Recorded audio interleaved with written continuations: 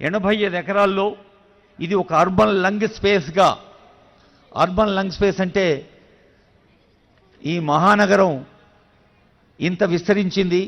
వేలు కాదు, లక్షలు కాదు, కోట్ల ప్రజలతోటి ఇక్కడ స్థిరపడ్డ వాళ్ళు ప్రతిరోజు హైదరాబాద్. మరి ఈ మధ్య ఆనరబుల్ సీఎం గారు నగరాన్ని 3 కార్పొరేషన్స్గా విభజించారు. సైబరాబాద్, మల్కాజ్గిరి, హైదరాబాద్. ఆయా ప్రాంతాల్లో ఉండే లక్షలాది జనం, వేలాది కాలనీలు ఇక్కడికి వచ్చి ప్రకృతి అందాల్ని ఆస్వాదించేందుకు ఈ ఈకో హిల్ పార్క్ సిద్ధంగా ఉంది.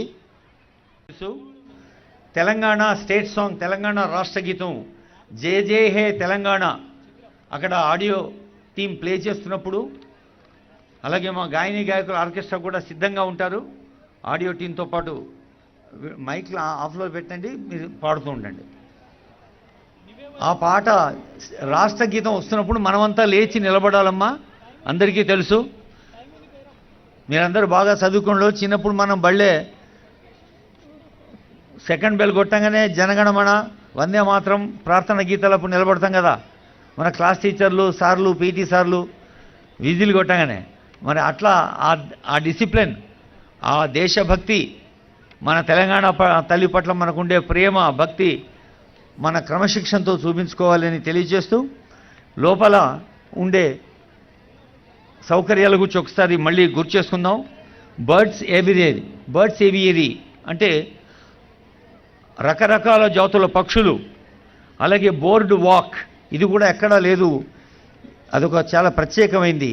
ఓపెన్ ఎయిర్ థియేటర్ అంటే ఇక్కడ మీరు జానపద గీతాలు, మన తెలంగాణ పాటలు, జానపద నృత్యాలు, శాస్త్రీయ నృత్యాలు, అలాగే ఎవరైనా బర్త్డే పార్టీలు, స్కూల్ డేలు, వివాహ వార్షికోత్సవాలు చేసుకుంటే మరి హెచ్ఎండిఏ కన్సర్న్డ్ ఆఫీసర్స్ యొక్క ఆ రూల్స్ ఏముంటాయో నియమ నిబంధనలకు అనుగుణంగా మనం ఆ నియమాల్ని పాటిస్తూ ప్రకృతిని ప్రేమిస్తూ మన పండుగలు చేసుకోవాలి. అలాగే న్యాచురల్ ప్లే ఏరియా. ఇవాళ ఆట అంటే అందరికీ ఒక క్రికెటే టీవీలల్లో రేడియో కామెంటరీలు వినిపిస్తుంది, కానీ కబడ్డీ, ఖోఖో, తొక్కుడు బిళ్ళ, పచ్చీసు, అట్లాగే గిల్లిదండ, ఈ మన పల్లె ఆటల్ని మర్చిపోతున్నాం. కాబట్టి పల్లె ఆటల్ని, మన తల్లి లాంటి పల్లె, తల్లి చల్లగా ఉంటేనే ఇల్లు చల్లగా ఉంటుంది, పల్లె చల్లగా ఉంటేనే దేశం చల్లగా ఉంటుంది. అలాంటి పల్లెల్లో ఉండే ఆటలకు సంబంధించిన ప్లే ఏరియా కూడా ఉంది. ఇంతకుముందే అనుకున్నాం సీతాకోక చిలకలు. సీతాకోక చిలకకి మనకు తెలుసు, ఇప్పుడు రకరకాల వస్త్రాలకి రంగులు వేయాలి అంటే మన చేనేత కళాకారులు ఎంతో కష్టపడతారు. మన ప్రకృతి మాత ఇచ్చింది సీతాకోక చిలకలకి రంగు. అలాగే సెన్సరీ పార్క్ అని ఉంది, థీమాటిక్ గార్డెన్స్ ఉన్నాయి, గ్రీనరీ అండ్ ల్యాండ్స్కేపింగ్ ఉంది. ఇవన్నీ సద్వినియోగం చేసుకోవడానికి ఫుల్ డే ఎక్స్పీరియన్స్ అంటే ఒక రోజు మొత్తం మనం ఇక్కడ ప్రశాంతంగా గడపవచ్చు, పిక్నిక్లకు రావచ్చు.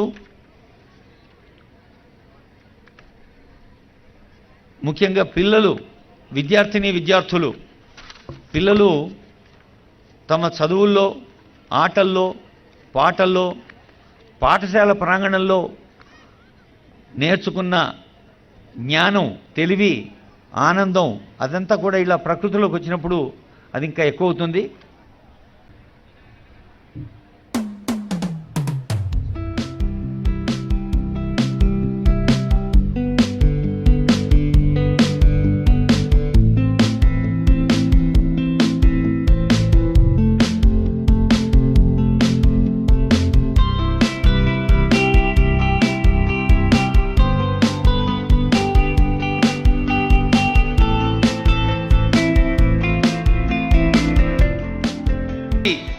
స్వయం సహాయ సంఘాల వారు తెలంగాణ రాష్ట్ర వ్యాప్తంగా అన్ని పల్లెల్లో ఉండే గ్రామైక్య సంఘాలు, మండల సమాఖ్యలు, జిల్లా సమాఖ్యలు, హైదరాబాద్ నగరంలోనూ వివిధ పట్టణాల్లో ఉండే మెప్మా పట్టణ మహిళా సమాఖ్యలు ఎన్నో విజయాలు సాధిస్తున్నారు. మీకు ఒక ముచ్చడి చెప్తే మీరు చప్పట్లు కొట్టకుండా ఉండలేరు. భారతదేశంలో ఉన్న అన్ని రాష్ట్రాలలో మహిళా సంఘాల వాళ్ళు ప్రభుత్వ బ్యాంకుల దగ్గర తీసుకున్న అప్పు 99.9% రీపే తిరిగి చెల్లించే గొప్పదనం మన తెలంగాణ తల్లులకే ఉన్నది. బహుశా మీ శక్తి అంతా రిజర్వ్ చేసుకుంటున్నారు.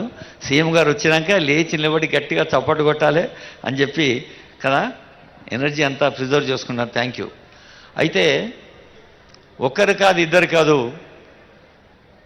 కొంతమంది కలిసి ఒక బృందంగా ఏర్పడి ఆ బృందాలు ఇటు రాష్ట్ర వ్యాప్తంగా రికార్డులు సాధిస్తూ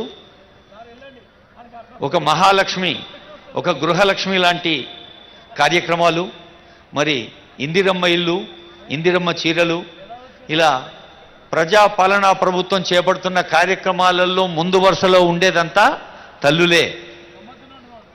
ముఖ్యంగా కొన్ని చోట్ల పెట్రోల్ పంపుల యజమానురాళ్ళు అయినారు మన సోదరిమణులు, కొన్ని చోట్ల బస్సుల యజమానురాళ్ళు అయినారు. బస్సులంటే పెట్రోల్తో డీజిల్తో నడిచేవి కావు.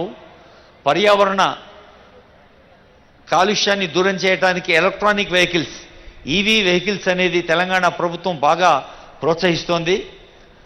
కాబట్టి మీరు బస్సులో యజమానురాళ్ళై ఆర్టీసీకి బస్సులు కిరాయికిస్తున్నారు. అంటే ఆర్టీసీలో ఉచిత ప్రయాణం ఒకవైపు, అది ఎప్పుడు కూడా కదలికతో చైతన్యం వస్తుంది. ఉన్న చోటే ఉంటే దాన్ని జడత్వం అంటారు, ఇనర్షియా. ఉన్న చోటే ఉండకుండా, అంటే మన ఆలోచన కానీ మన నడక, మన నడతలో చైతన్యం రావాలి. ఒక పాజిటివ్గా సానుకూల దృక్పథంతో ఆలోచించాలి. ముఖ్యంగా మనందరికీ తెలుసు, ఏ ఇంట్లో అయితే తల్లి విద్యావంతురాలు అవుతుందో ఆ ఇల్లు మొత్తం సరస్వతీదేవి జ్ఞాననర్తనం చేస్తుంది. మీ అందరికీ అనుభవమే ఉన్నది. మీ పిల్లల చదువు కోసం పిల్లలు టైంకు నిద్రలేవాలి, టైంకి పండుకోవాలి, టైంకి తినాలి, టైంకి హోంవర్క్ చేసుకోవాలి, టైంకి బడికి పోవాలి, బళ్ళే మంచి పేరు తెచ్చుకోవాలి సార్లతోటి టీచర్లతోటి. అంటే మొట్టమొదట బాధ్యత వహించేది మీరే. అయితే ఈ మధ్య తల్లులు కూడా చాలామంది ఉద్యోగాల్లో, వ్యాపారాల్లో, వాణిజ్య కార్యక్రమాల్లో బిజీ ఉన్నారు. కాబట్టి బాధ్యత కూడా 50-50 అంటే ఒక ఇంట్లో ఉంటే దంపతులు వాగర్ధావివ సంపృక్తౌ వాగర్థ ప్రతిపత్తయే జగత పితరౌ వందే పార్వతీ పరమేశ్వరు అన్నారు. పార్వతీ పరమేశ్వరుడు ఇద్దరు వేరువేరు కాదు, ఒకళ్ళలో సగం మళ్ళొకళ్ళ సగం, అర్ధనారీశ్వరులు అంటారు. ఆ అర్ధనారీశ్వర తత్వం ఎందుకు వచ్చిందంటే